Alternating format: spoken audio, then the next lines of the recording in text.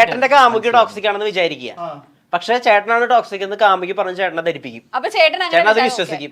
ശരിയാണ്, ഞാനൊരു ടോക്സിക് ആണ്. ഇതൊരു വലിയൊരു കോഴ്സാണ്. ഇത് കുറെ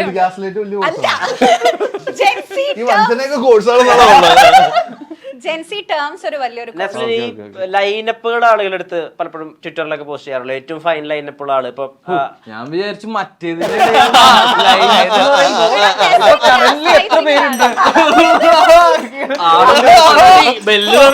അല്ല, ആ ലൈനപ്പ് അല്ല, നസ്രീന്റെ ലൈനപ്പ് പടങ്ങളുടെ വരുന്നത്. ഇപ്പൊ സൂര്യയുടെ കൂടെ പടം വരുന്നു, അമൽ നീരത്തിന്റെ ബാച്ചലർ പാർട്ടി 2 പ്രധാനപ്പെട്ട വരുന്നു. ഇപ്പൊ ഈ പടം അതെ അതെ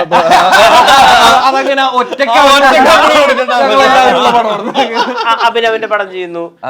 ഈ ലൈനപ്പ് ഇതൊരു പ്രഷറായിട്ട് രൂപപ്പെടുന്നുണ്ടോ? ഇല്ല, ഒരിക്കലും ഇല്ല.